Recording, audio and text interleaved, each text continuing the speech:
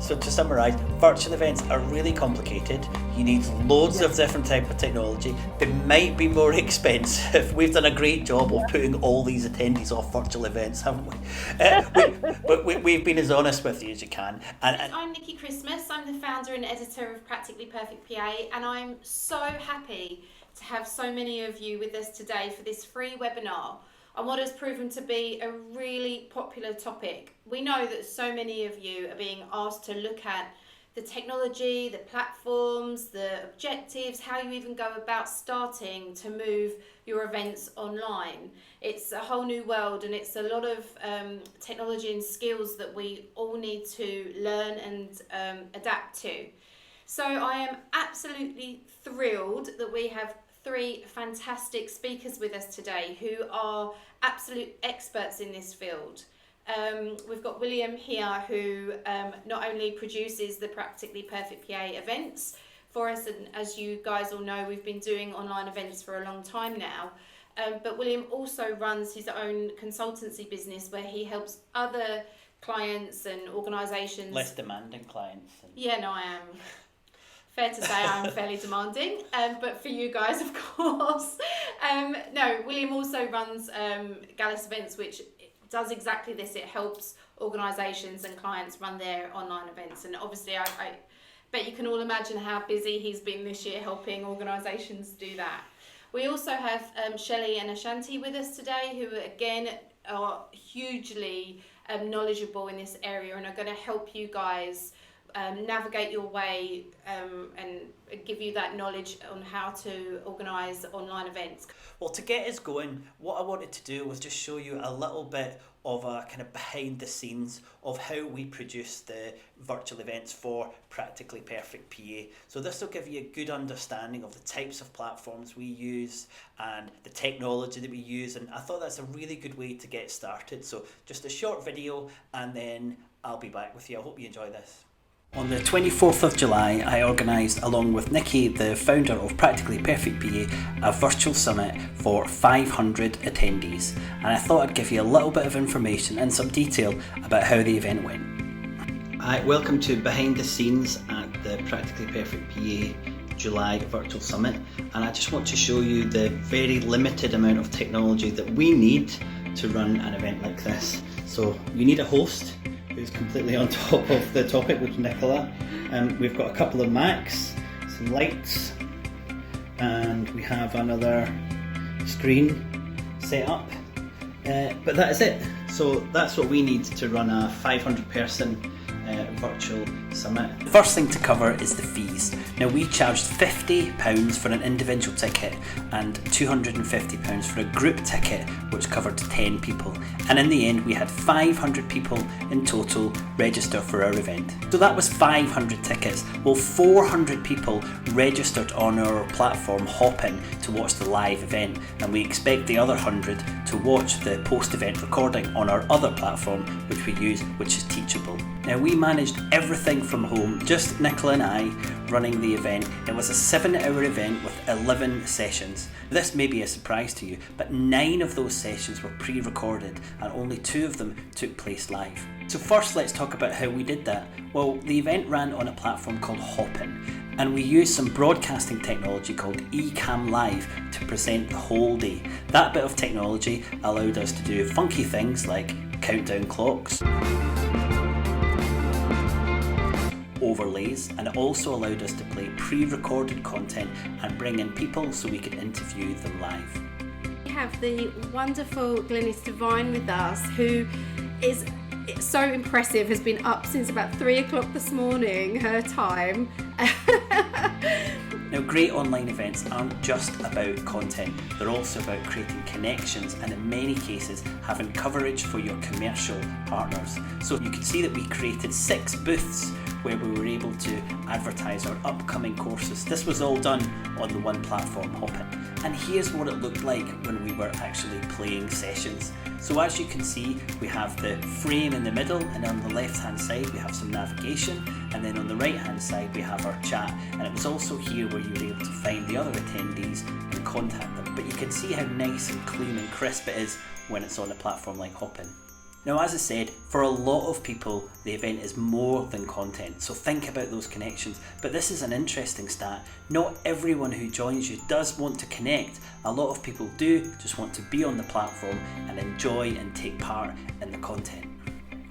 And as we're covering the technology, I also got to mention Canva, which we use to do all of our images and all of our graphics and overlays. So here's a little bit of what it looks like and how we use it.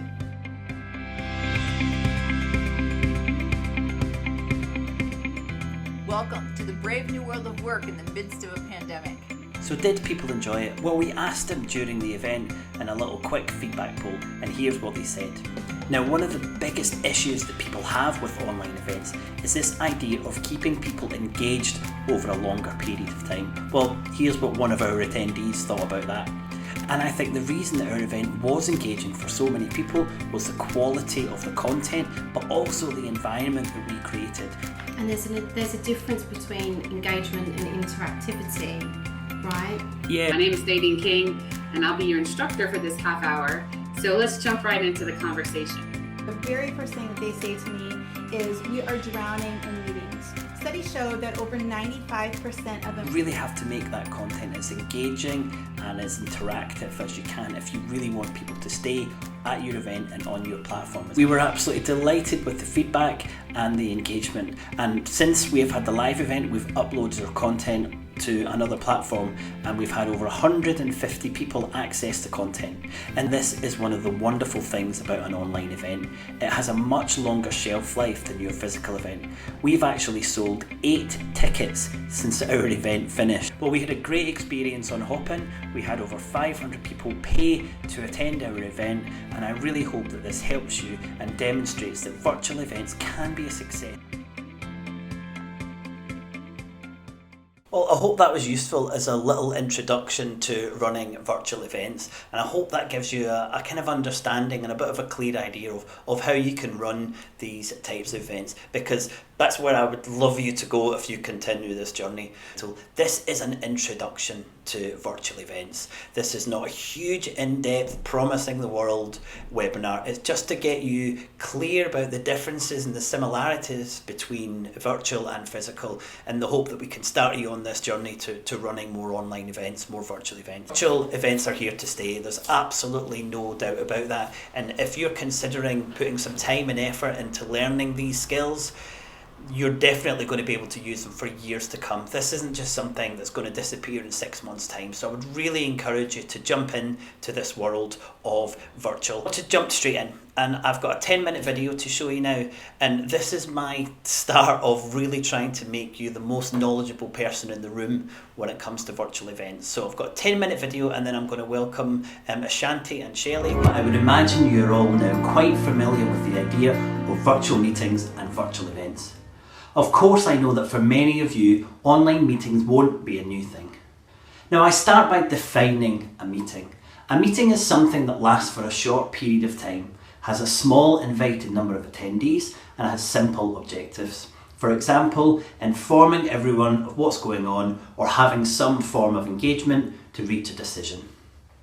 An online event is different. It tends to have more attendees, it tends to be more complicated, have different objectives, and it lasts a bit longer. So as someone who organises physical events for your organisation, I know you're asking yourself exactly how do you transfer your skills to run digital events.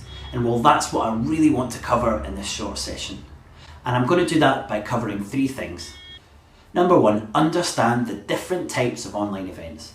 Number 2 is place all the moving digital parts in the language of physical events. And third is help you be the smartest person in the room when it comes to virtual events. The first thing I want to cover is the different types of events that people are organising online.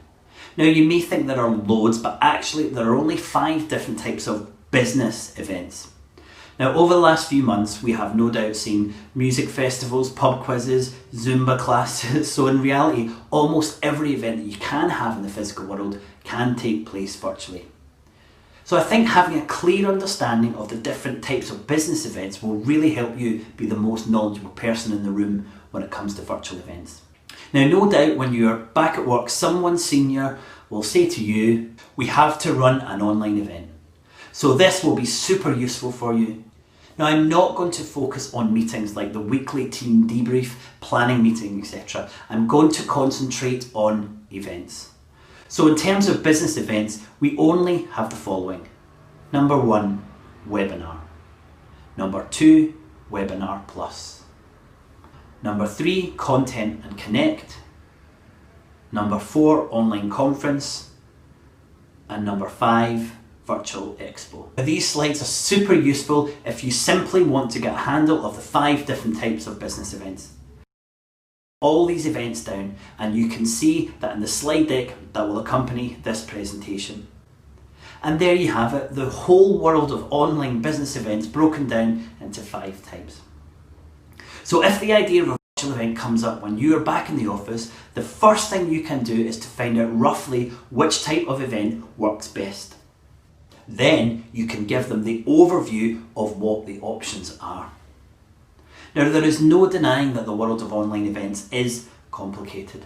There are so many different terms from an online event, and many organisers are rightly a bit scared about the idea of running a digital event, especially if you have a lot of knowledge and experience of running physical events. So what I want to do is to break down the online space and align some of those online terms to the physical ones that we're all much more comfortable with.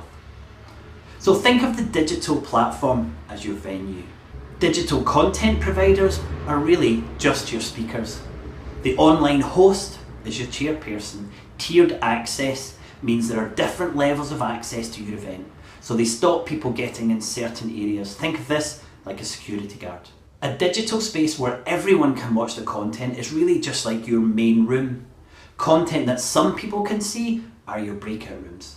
Now, obviously I could add to this list until it looks a bit silly, but the point I want to get across to you as someone who organises physical events is that you have to start looking at virtual in a space where you feel comfortable, the physical world. You start to see the similarities rather than the differences, you're likely to be able to move more successfully to the virtual world.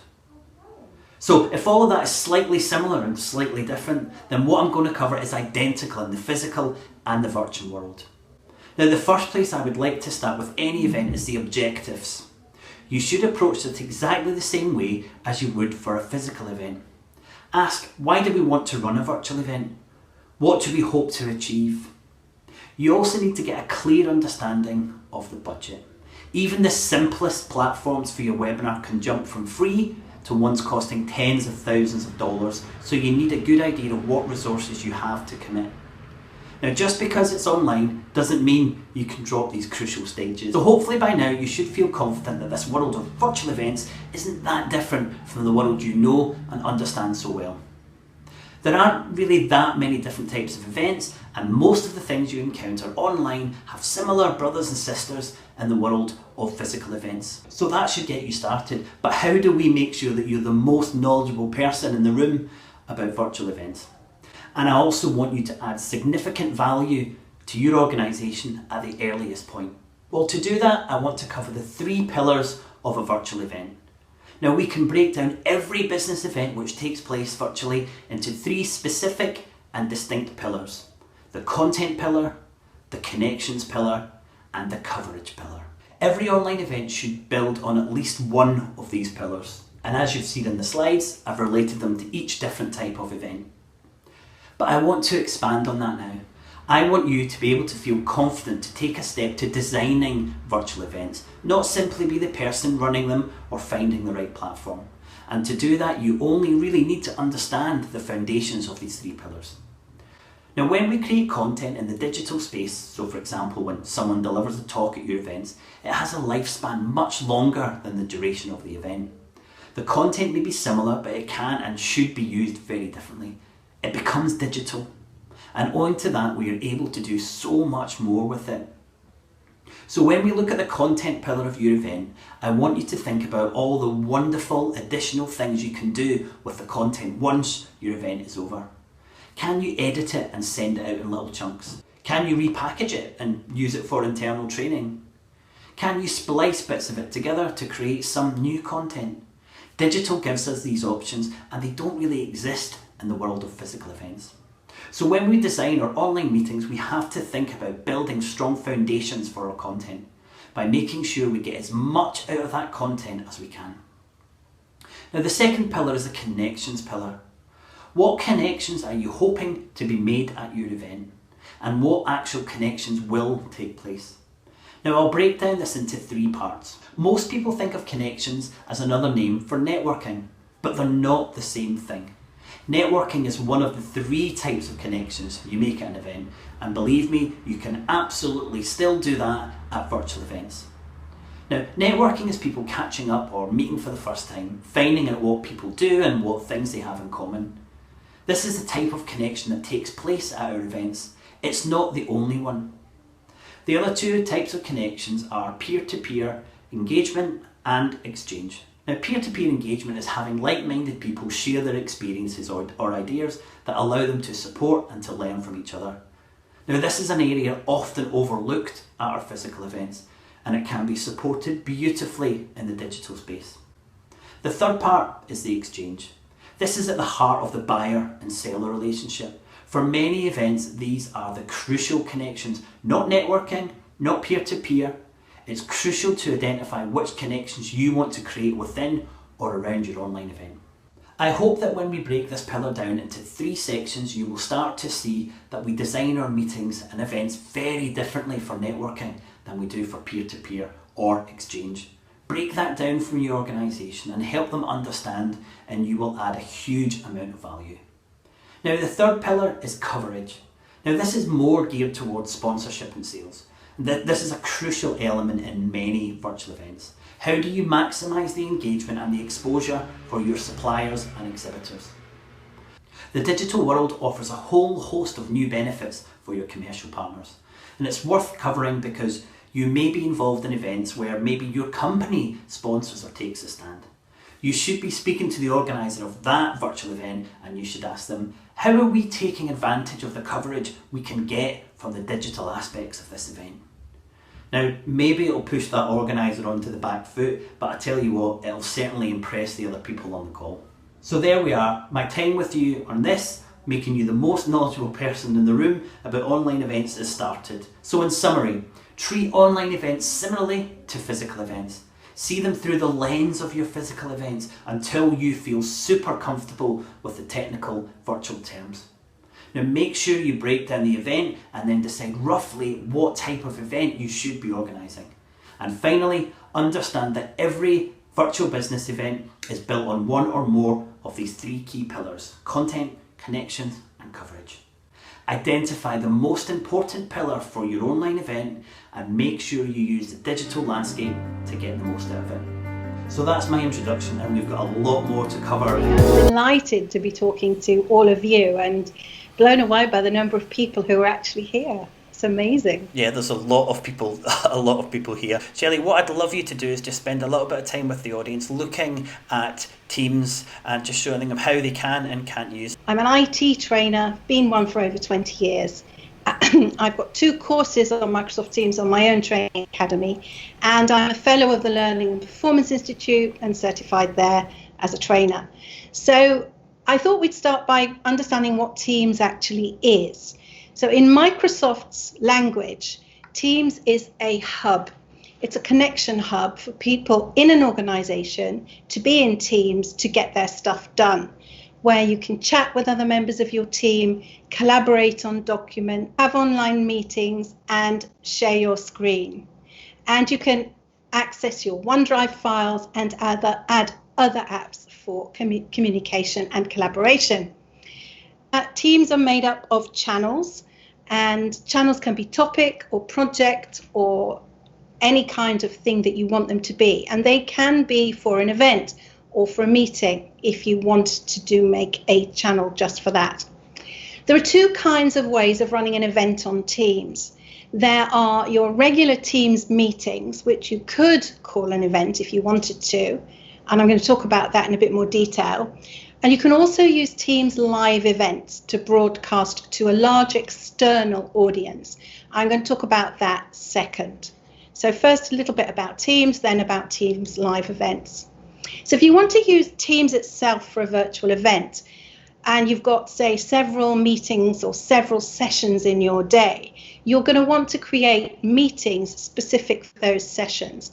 They can take place inside channels, and you can invite your internal people and your external people to those meetings. You can share your slides, share your apps, and have an interactive meeting that way. Your attendees can join via Teams itself, so they click on the meeting invite and they can open the meeting in their instance of Teams, or they can join in their browser. But there is a difference in functionality when you're attend in the browser or in Teams.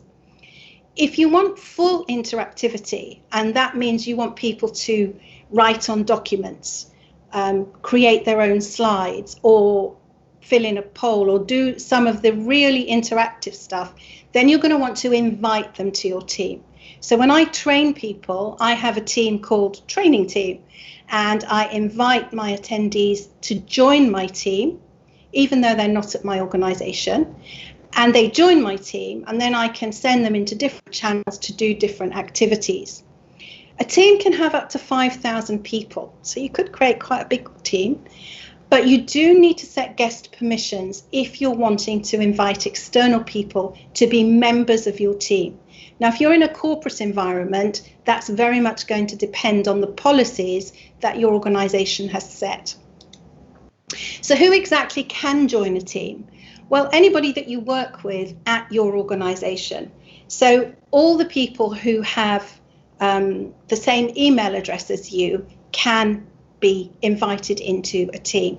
So anyone with the same company email. But you can also invite guest members to your team.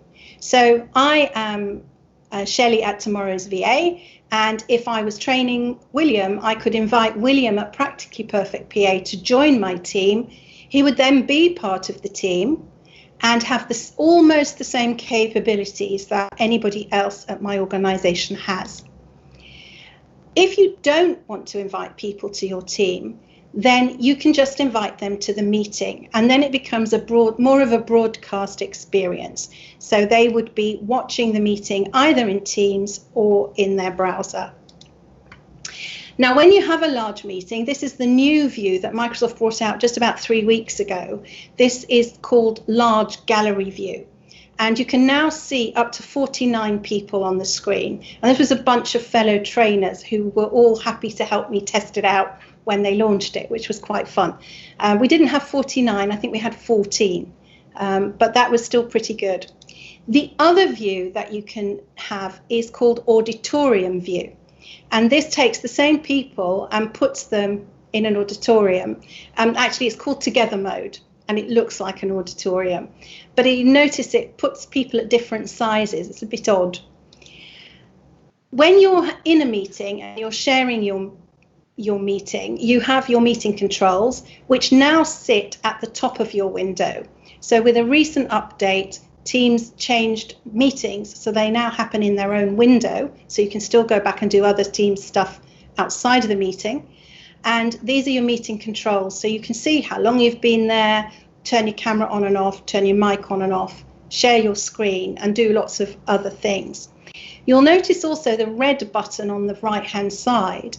That's the leave button or hang up button. Now, when an attendee hangs up, it's just that person that's leaving the meeting.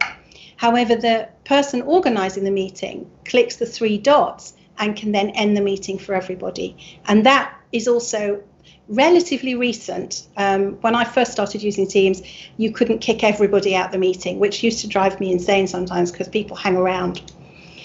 When you share your screen, you can choose what to share. So there you've got on the left, you just see the top of my head in the screenshot. At the bottom, you get the share tray where you can pick your slide deck, your screen, or a whiteboard.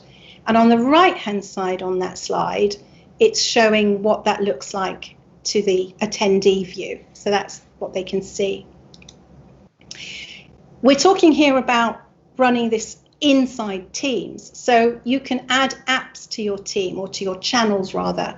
So you can add a Microsoft form to do a quiz or a poll. You can use an app called Polly, which is really lovely because you can actually schedule your polls. So if your meeting's starting at 3 o'clock and you want to do a poll about engagement at 3:30, you can actually schedule that, set it up ahead of time, and it will run out into the team at that time. You can add a tab to the channel, so you can direct people to click on the tab at the top and fill in the form that gives you their expectations for the session, for example. You could add a whiteboard, which could be any of several different kinds of whiteboards that Microsoft allows.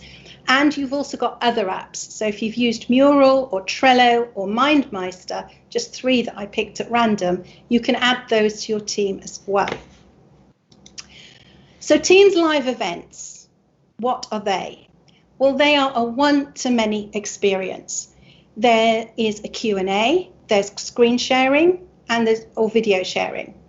You would need to have an organizer, a producer, and a presenter, or more than one presenter. And if you're just a one-person band like me, then when I set one up, I am both the organizer and the producer and the presenter. But it's quite a lot to take on all of those tasks by one person. You need a Microsoft 365 enterprise account or education account in order to get access to live events. They don't come with your small business account. So you would need to update your license. But if you're working in corporate, you'll more than likely already have one of these licenses. Those events can be produced either inside Teams or with a third-party production service, which I'm not going to go into now because I just use Teams. When you schedule a live event, you get a different scheduling experience. And there are many, I couldn't grab the whole invitation, but you set up the team, you invite your presenters, your producers, and then you set the time and date, and then you can choose what other elements you want to add to your live event, such as a Q&A and making the recordings downloadable, etc. When you've scheduled it, you get an invitation as the organizer. So this is my invitation for the Coffee Island meetup that I created. And this is not to be sent to your attendees. You need to copy the join link from this invitation, and that's what you pop into your calendar. And one of the things that I've seen recommended, in fact that Microsoft recommends, is that you use a URL shortener for your link, so that if anything goes down and you need to change the link itself, you can reschedule it quite easily by just pointing the same short link. So this is what the back end looks like. On the left hand side, I've got the queue. This is where I'm going to queue up the items for my event. And you can see that at the moment, the yellow bar at the top tells me I'm pre-live. On the right hand side is the actual event itself, and that hasn't started yet. What I've done here in this slide is I've clicked on the little icon just underneath the left hand side, which splits the screen, so I can have the slides on one side and the video on the other. And then where I have the back button in the slide screenshot, that actually says share to begin with, and then I can pick from these items which of those I want to share. But I click up at the top, then click on the item. And then once it's all there and ready and queued up, it looks like this. So now I've got my queue ready to go, and the event hasn't yet started. I'll then send it live. So once I click send live, it moves across to the live feed, and then I'm ready to start my event. And once you start your event, just be aware that if you end it, you can't go back to it. It's done and dusted. What you would need to do is practice, practice, practice, practice. I think that's the same for any event, to be honest. William and I did a run through this morning of the software that we were going to use for today. And anybody who presents at live events will tell you that they rehearse and rehearse and rehearse. It doesn't happen by accident. So you do need to practice all of this if you're going to do that. And that's basically all I have to say at the moment.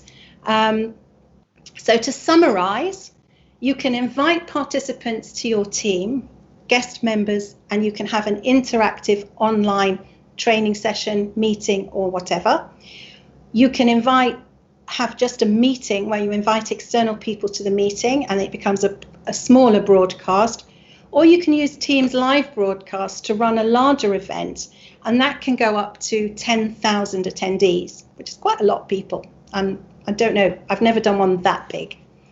So that's it really. To find me, you can find me, I'm at Shelly Fishel, I'm on LinkedIn, I'm all over the place.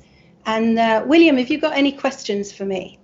How would you rate Teams as a platform to hold a pretty basic virtual event? I think I'd be fairly confident to do a basic event. So the pitfalls that I can foresee, mainly because I've been training it for a while now, is your attendees not knowing how to join, not knowing how to join a team. If you want to invite them to your team, you send them an invite to the team. External people, they don't always know about that, depending on where they sit in their work life as to what they're using. But I have had 40 to 50 people on a Teams meeting, and it's been absolutely fine. I've run a couple of training sessions like that. So yes, you could do it. Anybody who is in the team can share their screen. So you just have your presenters as part of the meeting, and they then become they share their slide deck as opposed to you sharing yours. So it is possible, but it's that practice element again. You've got to have a clear idea and a clear plan of how you want it to go, and communicate. Absolutely.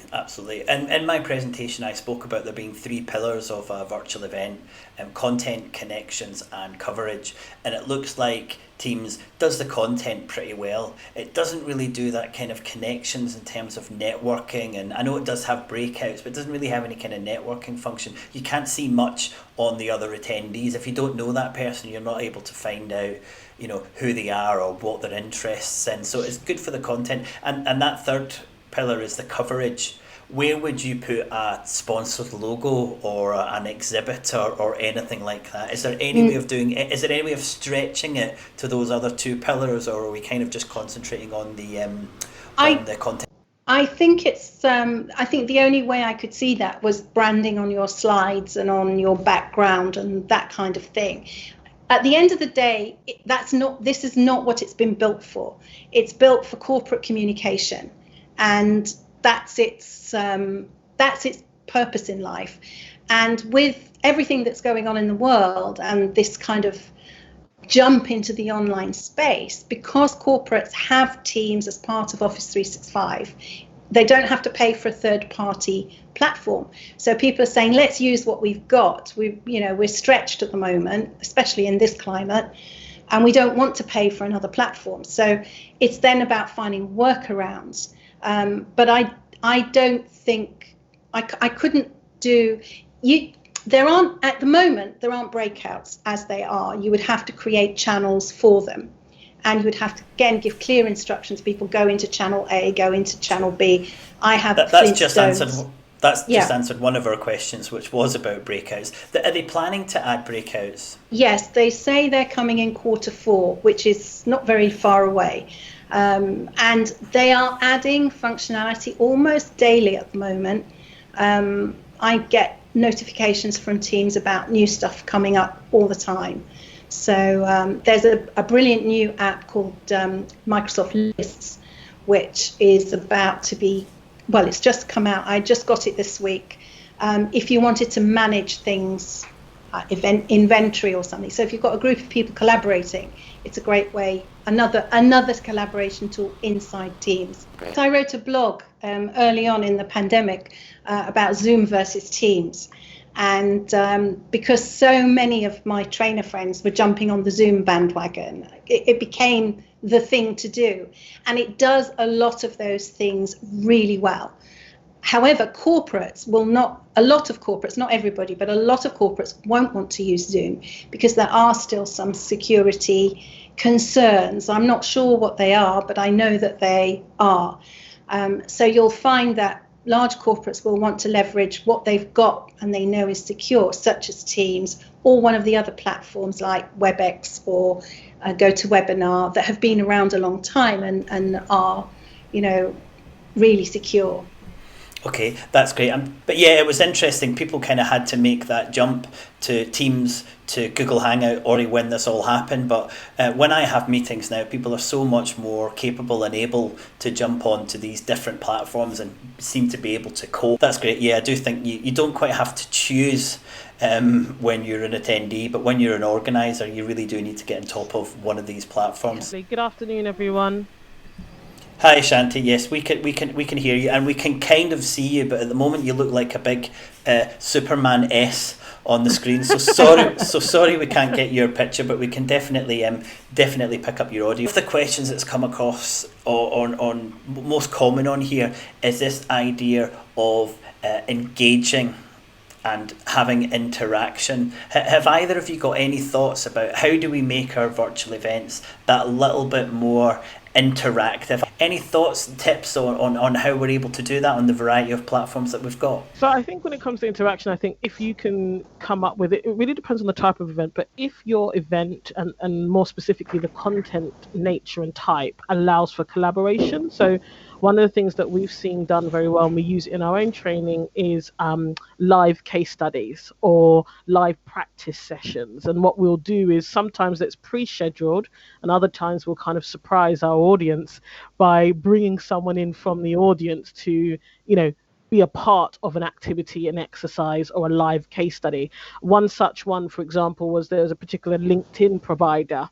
And what they used to do was just call up people in the audience and ask them if they'd like their LinkedIn profile analyzed live.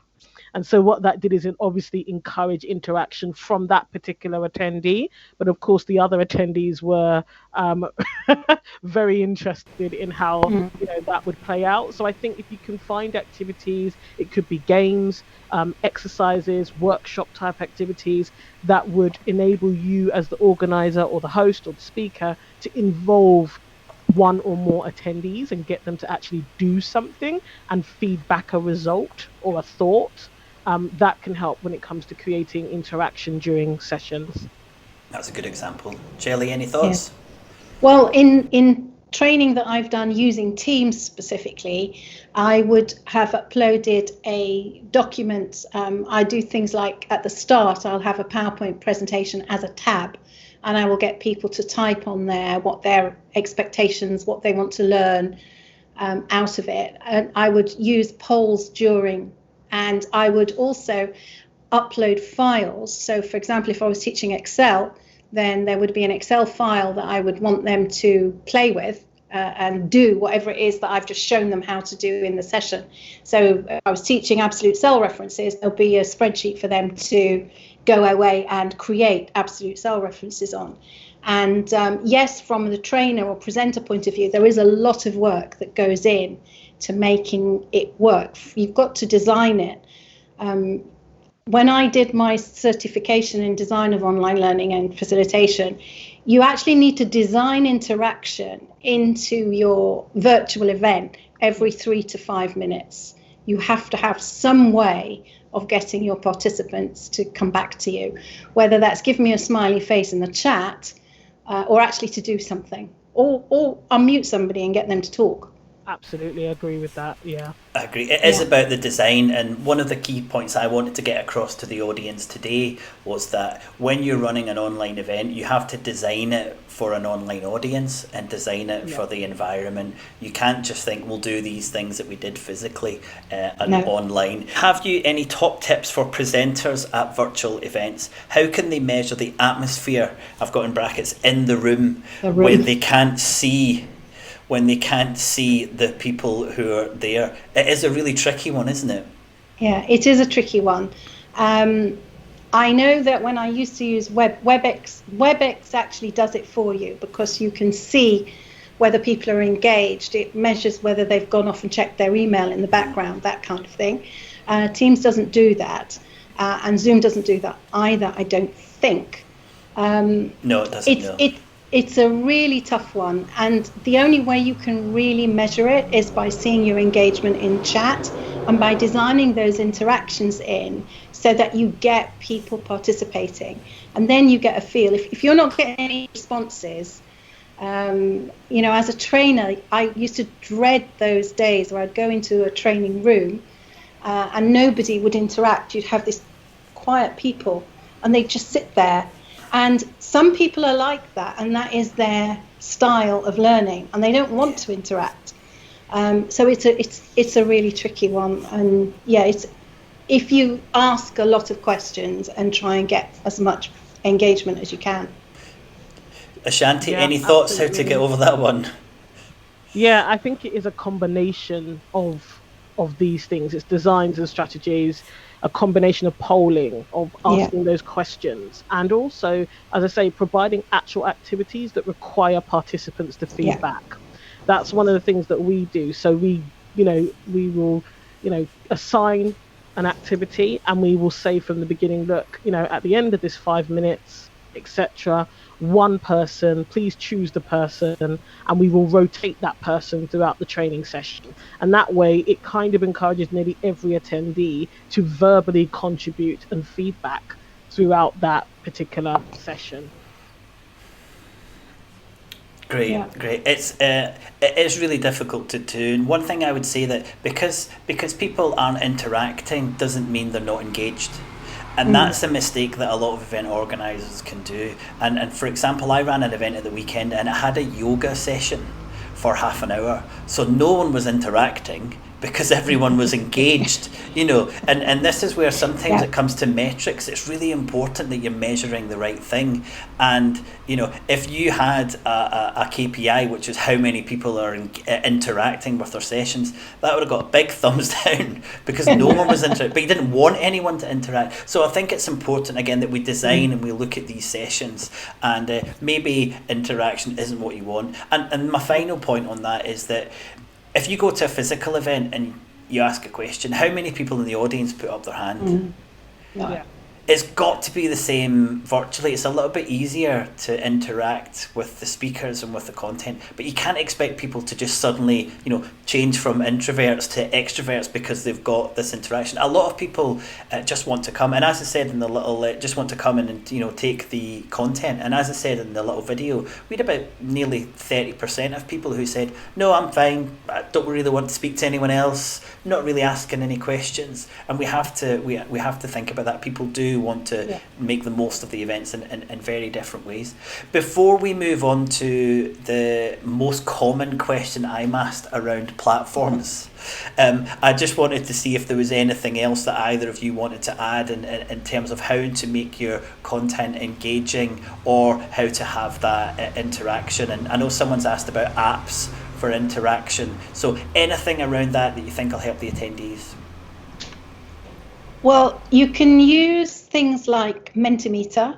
If you're using slides, you have slides, you can create engagement with Mentimeter. You create some polls and presentations. You put your slide up on the screen, and when you put your slide up on the screen, the audience is given a link so that you go, I think it's menti.io or something like that, and a number. And when they go and they plug that number in, they get to see that whatever it is that you've created, where they can vote or answer your questions or take a quiz or whatever you've designed. And then you can share your screen, you share the browser, and you can show that in real time. So that's one tool. In Teams, you've also got Mural, which is another interactive whiteboard type collaborative tool. So it's things like that that you can use, but it's all about making it relative's the wrong word, the right thing for the right time. So it's about really thinking, what's the right tool for the job here? What do I want them to do? What's my objective for this? There's no point just designing interaction for the sake of it. I don't know do you agree, Ashanti? Absolutely. I was just about to say that I think sometimes we're expecting people to do something wildly different to what they did in real life or in an in-person event, and that is unrealistic, and there's a lot of energy put into a metric that might not even be useful to us, as as William alluded to. So I think it's all about engineering from the beginning. What are the outcomes you want, and then really intentionally engineering what you need to get from that event for them as well. I think on the point of interaction, there are apps out there that allow your community to gather together, and you can create things like games and contests. Now, we used that on an event over the weekend, and it worked exceptionally well, because what it did is it encouraged attendees prior to the actual virtual event to engage with the game. There was a competition, a number of competitions that they had to complete, and so they were sharing even their results on social media. They were able to meet other attendees, because obviously they could see who else was participating in the game and the competition as well. So I think, again, it's all about what's appropriate for the nature of your event as well. Some of our clients the content is quite heavy, right? So it could be communication training, it could be handling difficult conversation training, and so not all of those tools would be entirely appropriate, or they might be, just depending on the way that you choose to use them as an organizer. Absolutely, it is knowing your audience. One bit of software that I absolutely love is called Kahoot. Yes. And it's a brilliant. It's got quite expensive actually now. A lot of people are using it, but it does quizzes really well. And with a lot of the online content, it's really important to have some what I call lighter content. So Yes. no matter what your topic, if it's really difficult and really deep, it's nice just to be able to say to your audience, okay, we're going to have a little break, and we use something like Kahoot to just make it fresh. And you can also say, we're going to use this to make sure what we've covered already that you're retaining and you're thinking about. So we just have to mix the sessions up, and that's my top tip. If you've got someone on for your event for more than a kind of an hour and a half like we're doing on this webinar, you really have to start thinking about texturization, which is changing the length, the duration, the pace, the environment, and everything. But for an hour and a half, I think you're okay to have a couple of ways that we're doing it on this one, but any longer you really need to get into this texturization. Well, now we're going to get into some technology and some platforms. So Ashanti, I know you've done me a big favour, and you're going to come on and talk about the most important platform, which is the destination platform. And very, very simply, we're on a destination platform today, which is called Crowdcast. This is where your event takes place. And I really wanted to get Ashanti on to say to people, if they've got this platform, then what do we do? Because so many people the first question to me is, oh, we've got Zoom, or we've got Hopin, or Crowdcast. Now what? And that's what I really hoped Ashanti was going to cover. So Shelly, thanks so much. I really appreciate your time with us today. Ashanti, so thinking about it, is that a fair and I've actually got you on camera now. Yay! Oh, brilliant. There you are. Brilliant.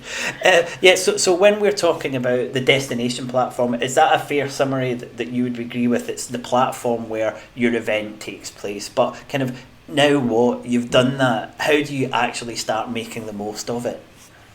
Exactly, and it can be extremely daunting, platforms or the one that you've eventually chosen. The demo experience shows you what the end product can potentially look like, but of course that's not your actual real event. And the gap between A to Z in terms of you getting your actual empty dashboard and also seeing the end result of your event live is quite huge.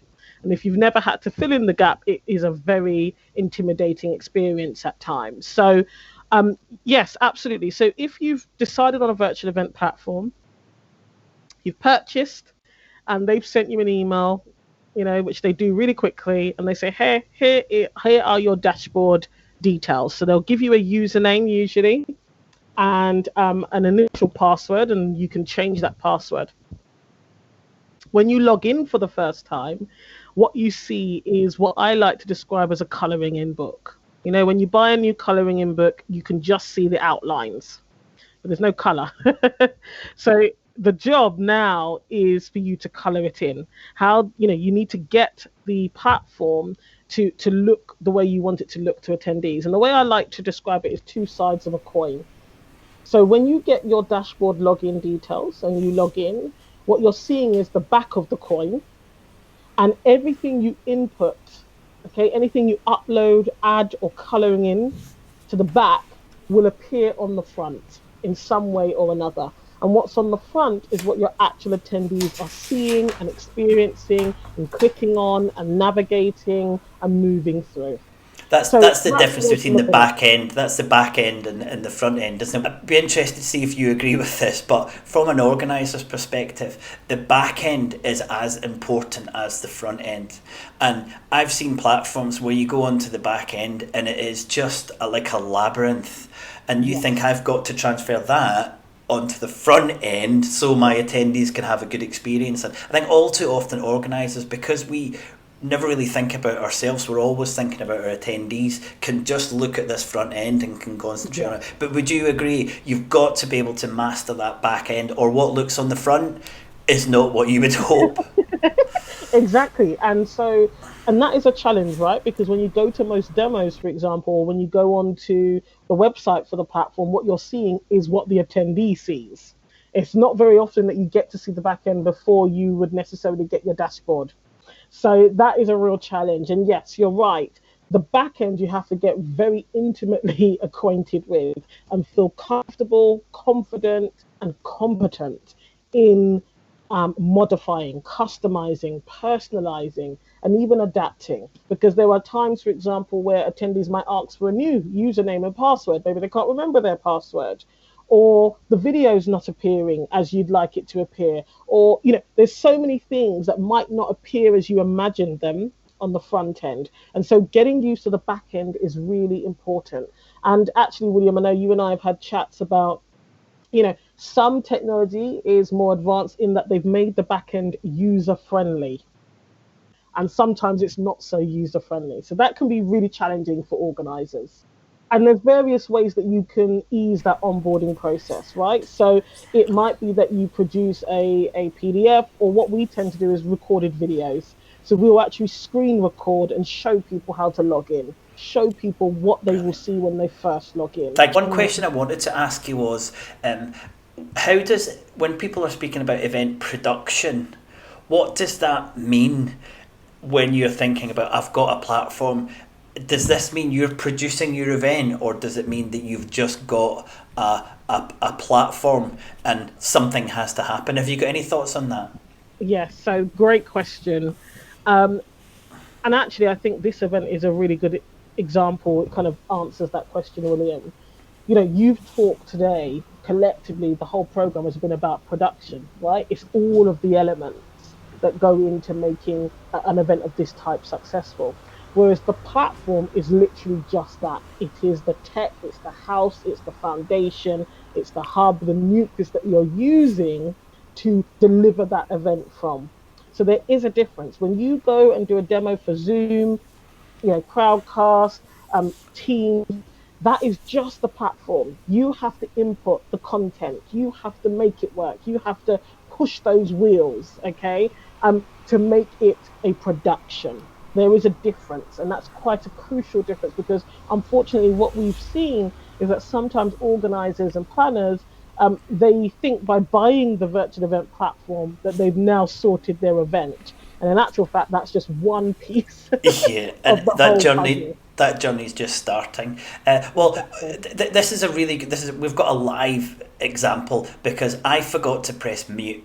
Okay, and that wasn't the platform, that was the production, so it's quite easy. And I know I've done this in the past. When I've made a mistake, I've said to people, new platform, oh, what they like, it's really bad, but it's actually user error. So when I speak to clients to try and get them to understand this difference between platform and production, is I say to them, effectively, you've got a frame. Yes. Okay, and everything that happens in that frame, which for the attendees watching at the moment is you and I having a conversation, everything that happens on that frame almost has no relation to the destination platform. Because we could take this feed, the information that's being coded and sent out to Crowdcast, we could take this and put it on a whole variety of platforms. And it's for me, the production is really what happens in the frame.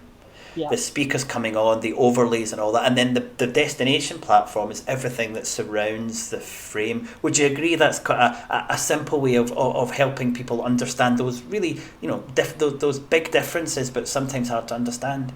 Absolutely. And I mean, you know what? Sometimes I think to myself, it's like a handheld tool, like a hammer, right? If you don't pick up the hammer and, you know, put force behind it in the direction that you intend it to go, then it's just a hammer. It's a useless tool. And that's the same when it comes to platforms. You have to put that force, that effort, that design, all of the production into that tool for it to do anything for you. And I think that's the key things that organizers need to remember, that the platform doesn't do the work for you. You still have a lot of work and engineering to do to get the end event experience it is that you're aiming for. And of course, a point that I want to say, it doesn't have to be you that's doing the production. It can be an agency, or it can be people that have you've skilled up. But it's easy to buy a platform. To produce an event is actually really quite difficult. And again, this is a big jump, because a lot of the people who are on the call today will have organised a Zoom call, will have organised a Teams call, but jumping from that to even a very, very simple platform like Crowdcast is actually quite difficult. And then when we start doing the vision mix, which is bringing the other speakers and the overlays and sound. Now I normally do this and that's all I do. And demarcation of these roles is really, really important. If you've got a producer, they should just be producing, not presenting and bringing in the speakers and doing all of that. So I've taken on a little bit too much today. It can be, and I think there's 2 points there that I'll pick up on. It. One, I can appreciate why there may be a misunderstanding between the difference of platform and production, because especially in those early COVID days, platforms were talking about all-in-one virtual event solutions. Move your event, make it virtual. And so I can understand why for organizers and organizations, they may have thought that purchasing platform means we purchase the event. When in actual fact, there's a lot of work that goes into that. And to William's point about the roles, this is where it becomes key. You have your event producer, and then you have your technologist, someone who is au fait with the technology. Now, that technologist might sit with your partner agency, or it might sit internally with you as an organization. It might even be you, those of you who are on the call. Remember that lots of things are happening simultaneously as well, right? You've got a chat function. You could have social media if you're streaming live on social media, if you're managing tweets and posts and reposting, not to mention speakers. And one of the key things that a technologist or whoever plays that technologist role within the team has to understand and probably a pre-plan for is risks. So, it's really important before the event comes that you've mapped out what the potential risks are in terms of technology, and you've got some plan Bs and Cs, and you've got the resources you need for plan Bs and Cs on hand, so that if something goes wrong, if something doesn't appear, if a speaker can't make it, if a video doesn't play, if you're not able to stream through your chosen platform, what other options are available to you? One thing I wanted to say was it's really easy now that we're all doing virtual events to forget what physical events were like. Yes. In the sense that I've got a few clients who are like, when we ran physical events, it was brilliant, and there was loads of people and everything was happening, and I was thinking, that's not my recollection from physical events. I remember physical events when the microphone doesn't work, or the laptop runs out of battery, or the lights go on the AV, and I think we have to remember that events is not an exact science, and mistakes will happen when you're virtual events, as they did and will continue to happen at your physical events when they happen. And it is about, I agree with you, trying to have a backup. When you have a virtual event, especially a paid for event, or you've got a lot of people on, you really need to think about that backup. And that's why I'm so keen to use pre-recorded content and also collect it, so we're able to show it to everyone afterwards. Ashanti, I hope you can stay on, because I'm just going to we've spoken about broadcast platforms, and hopefully people are thinking, I've kind of got that, because I'm just about to show you the other 9 platforms or apps that you're probably going to have to become in some way knowledgeable of for when you have an online event. So I'm just going to quickly take you through those platforms, and Ashanti, at any point if you want to jump in, then please do that. Okay, so I've got 10 technologies that you have to master to run online events. We've covered the destination platform, so I'll quickly pass through that one, but we've got these other 9 platforms that I really want you to at least become au fait with if we're moving through. So this is a destination platform. This is Crowdcast or Hopin or SpotMe or Zoom. This is a destination platform. This is the one that we've covered. Next up is the broadcasting platform. Now, that can be different than your destination platform. So, for example, Crowdcast is a destination and a broadcasting platform. So, I would be able to use Crowdcast and bring it in to a destination platform. It is a destination platform itself, but if I wanted more connections and more content, I could bring in a platform like this or something called Blue Jeans or these other platforms. So it's not just as simple as it might seem with the destination. One of my favourite platforms, destination platforms, is called Hey Summit. And what that does is it brings in broadcasting platforms. So you can use Zoom, you can use Remo, which is really one of my favourite platforms, and you can use Crowdcast. So this is bringing in 3 broadcasting platforms into your one destination platform. So that can be a challenge, but it's an option for you. The third one is this idea of a second screen, and we've lost touch with We've lost touch with our mobile and how useful this can be. And a lot of events I'm seeing are successful online are using the mobile app as a second screen. And we started. Do you remember, Shanny, like 10 years ago, everyone was using mobile apps, and then it kind of stopped. But it's really important, and we need to think if that's kind of, going to come back. We used a second screen for our event in July for our quizzes. So we had our quizzes on our mobile phone rather than having everyone just stuck looking at the screen. So that's definitely another thing for you to think about. Okay, then the next one here is uploading and file transfer. Yeah. And hopefully you've all kind of come across WeTransfer or something similar, but this is really important. And there are other things. We've used something called Screencast-O-Matic before, but how does your presenter get their pre-recorded content to you? And you really need to think about that if you're running an online event that has any kind of pre-recorded content. The next one is recording software. How are your speakers recording the pre-recorded content? Are they using the mobile phone again, or are they using something like Zoom or Screencast-O-Matic, which was the one that we mentioned earlier? You really need to think about that as you're running a virtual event. Next up is your pre-recorded hosting platform, which is different from your recording platform. And maybe you can think about this as being something like Vimeo or YouTube. But if you've got pre-recorded content, where does it sit, and how do you play that during your event? How do you play it after your event? We're at 6, so there's still a few more to go if you really want to fully understand. Ashani, any guesses what the next 3 are? Okay, the next. The next one's at the post-event hosting platform. So we've got an event on here now. It's happening live, but what am I going to do with this content afterwards? Where does it go? And I'll tell you all by email where we're going to put it. But a lot of platforms, they're here just for your event to happen in this moment in time. But what do you do with it afterwards? Where do you put it? Where do you put it so you're able to still collect revenue or email addresses? Another thing to think about if we're wanting to go down this route. Yeah, that's a brilliant one, William. And there's some really good platforms out there actually that can help you or facilitate you hosting recorded content and even downloadable files, etc. And you're right, you can generate leads by collecting email addresses and even charging if you want to for that content after your actual live virtual. Well, I'm a huge fan of Evergreen, which Yes. is keeping it going as much as possible. So we're almost there. 8, editing software. If a speaker's sending you a video, let's say it's too long, or they're saying stuff that you don't want them to say, or simply they've said to you, I can deliver my camera feed, but I can't insert my slides. How are you going to start manipulating the content that you're using for your event? I use iMovies, it's on a Mac, but there's lots of different types of software. And again, this brings back to Shari's point about the team. Probably someone in your team shouldn't be doing this. You should be giving this out to an organisation to help you do that.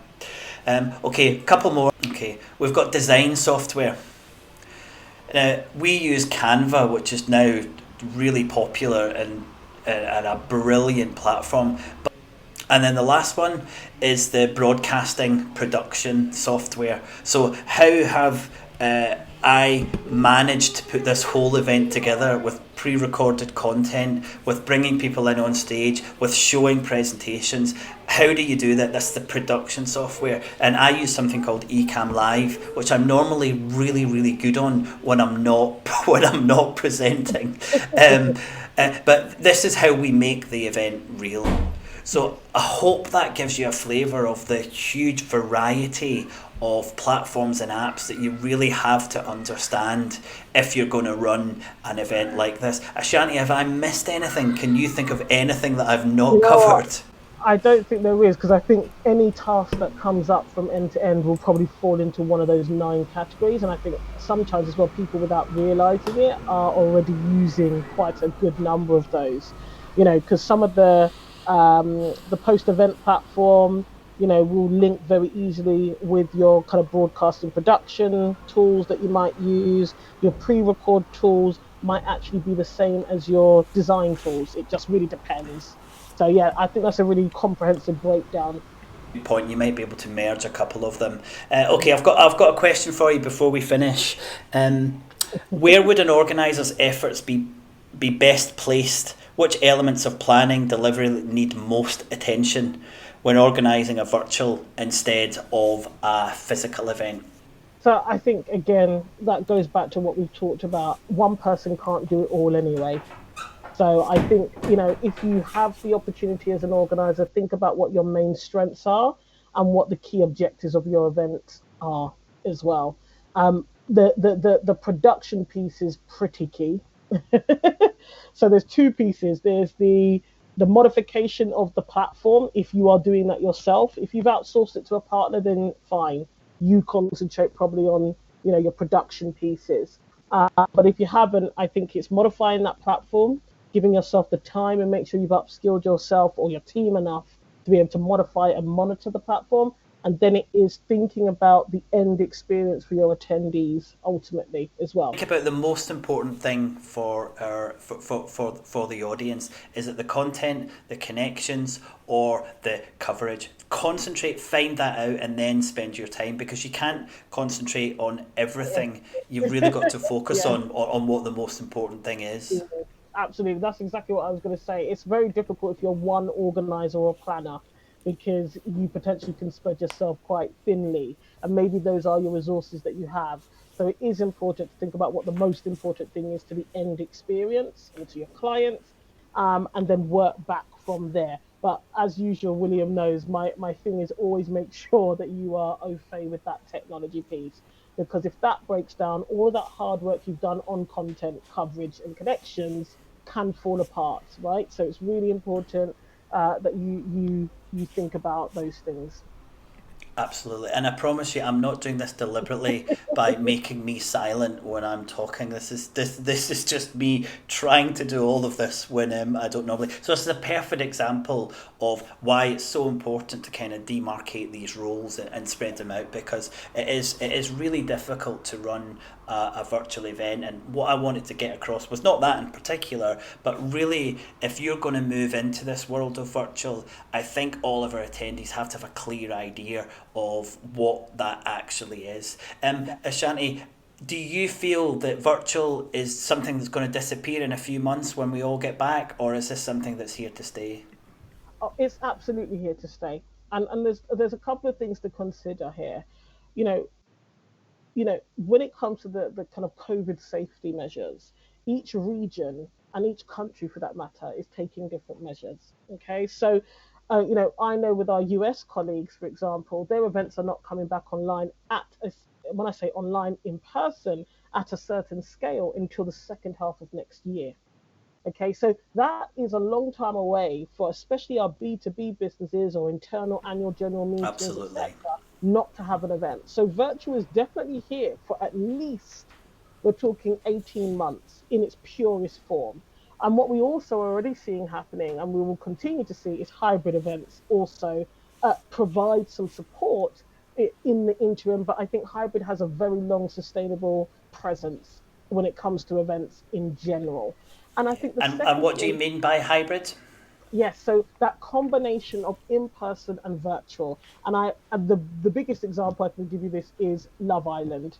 If you know about Love Island, it's a great example of a hybrid event. You have a certain number of people in a physical location, but the majority of that audience is virtual.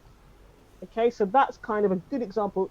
Football is another example of hybrid, right? The NFL, another example of hybrid. It's this will last, and actually it will continue to evolve and give more benefits to organizers and organizations when it comes to events, for all the reasons that you've talked about, William, in terms of being able to, for example, repurpose content like this and sell it on later to generate more leads, generate more revenue. So when we're moving into this world of hybrid, what we have to be careful we don't do is keep these audiences separated. And hybrid has got to be about blending these audiences so that someone who's remote feels as connected to the event as someone who's physical. And to use your examples, a lot of sport tries to do that, and we've really got to do that for our events. So. Someone's asked about the second screen and the use of the mobile. So it's really, really popular. You can do this in so many ways. You can have it for a quiz, you can have it just for polls, or they could be asking questions. And you can also use it for something like networking. So all of your networking at your event takes place on your phone. It doesn't have to be on your screen. And a really important point here is that a lot of my clients don't like the idea of coming off of this destination platform to do other things, and they're worried that people will disappear because they've got a link to follow or if they've got something else. And one of my clients actually said to me when I was explaining why I think this is a good idea, and they said, well, I suppose in a way it's a bit like having a breakout room at a physical event. If you spend all day in the one room, you start getting a little bit bored, but having a second screen or nipping onto another platform to do something for an hour and then coming back is a really good way of texturizing the content. So that's why I think the second screen is really good. People are so used to it, it's really easy to use. And so hopefully, any other examples of using that second screen? It's healthy as well, right, to break it up. It's healthy to break it up. It's good for different learning styles. At a recent event we did for a client, we did use a gaming app, and so people were interacting on that app before, during, and after the event. Okay, and it kept them connected to us. It kept them connected to each other. They were still able to engage with content on the destination platform, but they were able to use their phone. And it also meant if they chose to walk away from their laptop, for example, they were still connected to us in some way on their phone. So it is very useful. That's great. I'm just to let people know, I'm stopped pressing mute now, but you can hear my kids in the background. So that's why I was trying to keep it all nice and professional, but I'm just going to leave it off mute. But yeah, sorry, just your other example there, Shanti. No worries. The other kind of interesting use is we've found that clients who've had a lot of sponsorships, right, for their events, they've used an app that allows their attendees to find sponsorship content, or decide to sign up for various sponsorship offers and deals. They've done that in an app form. So again, it's a nice way of getting people to interact, away from that destination platform, but still engage in some way with your event. Great, really good point. I think, and the other point that we have to realise as organisers is that if we're extending the lifespan of our event, it might take place on a platform before, after, during. These might be different platforms, and a lot of people are having using something like Guild or WhatsApp or Facebook groups as ways of having this kind of engagement before. That's one of the platforms, and it's not a platform I covered in my 10, so there's now 11. We've just added one more to the things that you need to the things you need to think about. I've got a question here about the platform that you covered earlier. If she said, I'm not sure if I'm understanding this correctly, but once you've paid for the platform to host the event, do you then need to purchase another service via like another agency to run the production setup? And the answer to that is yes. Yes. And the second Great question. It's not a stupid or silly question at no, all. no. Because of the way virtual has been presented and marketed by both platforms and the industry, there is this misunderstanding of that gap that lays in between, which is that you either outsource it to an agency partner or you have to get trained as an individual organizer or within your team to be able to take that platform into the production mix. Absolutely. And the second part of that question was, can I do this myself? And Catherine, probably. Yep. And it takes you back to, again, Shanti's point about roles and my point about developing your skills. If you do want to do this properly, or if your organisation or your business is pushing you towards this, we're launching a new course on Friday, which takes you right up to Christmas and covers everything in the most detail possible, and in the end of it you'll probably be running these events better than me. So we've already had 25 people on the course. We're opening up the cart again, but if it's something that you're interested in or you're being pushed to, then you really need to do something detailed, because this is so different from what we've done in the past. Would you agree with that, Shani? It is a bit of a new world. Do you know what? It is absolutely crucial. It is, in fact, almost a new role that is now developing, and you're best off upskilling yourself so that you can fulfill that role, or at least have an understanding of it. The technologist role, and I know there'll be various names, but what it comes down to basically is being able to interact with technology, and specifically event technology. And where William has listed all of those different kinds of platforms or tools that you would use to bring a whole event together, it is well worth really developing your skills in this area. One thing I would say is that, remember what William and I have been saying, that when it comes to the actual live part of your virtual or hybrid event, you need a team. So we're not saying that you have to do everything end to end, but definitely upskill yourself to be able to modify, understand, and customize a platform. But when it comes to when your event is going to go live, that just before and during, you do need more than one person to help Absolutely. you deliver that event. Absolutely. That's the beauty of virtual, is the fact that location now is no longer necessarily the most important factor. It's definitely not a stumbling block to being able to deliver and execute a good virtual event. There's the ones around recommending platforms, and I'll answer that by saying, tell me more about your event, and then we'll be able to recommend the platform. Would you agree? Yeah, that's why I chuckled at that question. Yeah, it really is dependent upon what it is that you're trying to achieve.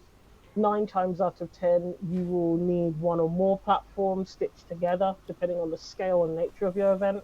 And also, beware of the platforms that advertise themselves to be all-in-one, all-inclusive, all-singing. It's very rare that they are. I would agree. We've had a question about running an AGM and what type of platform, and I would just say to you, an AGM is a meeting. It's not really an event. You need people all there who are all able to vote. And for an AGM, that's kind of all you need. You don't really need people to be networking or have coverage. You don't need that on the AGM. So really break down your event for exactly what you need it to do, and that'll help you choose the platform. Ashani, any final thoughts before we head off? No, the thing is take it in your stride, I think, number one. Take a positive mindset and approach to it in the first place. I like the point that William made in his recorded video at the beginning, which is there's more similarities sometimes than differences between in-person and virtual. And thirdly, yes, even if you're not necessarily tech inclined, try and embrace this and upskill yourself so that you are able to execute good virtual events. Brilliant. And I'm summarising a really good question from Richard. How do we work out the total cost of a virtual event? That's what he's asked. And I think, are virtual events cheaper or more expensive? It's probably getting right to the heart. But I'll come back with a little bit more detail. But what do you say to clients? Do they need more budget, less budget, or does it really depend? It depends is the right answer, because it really depends on the scale, the nature, and again, what are you trying to achieve? What end experience, overall experience, are you trying to deliver for your attendees? There are many moving parts to different types of virtual events. For example, you might still be sending out physical goodie bags or gift bags or sample boxes. That is a cost. You might have to send equipment to some of your speakers, depending on the nature of your streaming that you're doing. So that is a cost. There's the time and resource to have people building your platform, monitoring the platform. There's the marketing that might still go into. So how long is a piece of string? It really depends on the end experience and all of the nuts and bolts of your event. Virtual events by default are not necessarily cheaper. To William's point, where he mentioned things like meetings, they can be cheaper, right? Because instead of flying people from all over the world for a meeting, you can do it in a virtual context, and sometimes you can do that for free, right? So to summarize, virtual events are really complicated. You need loads of different type of technology. They might be more expensive. We've done a great job of putting all these attendees off virtual events, haven't we?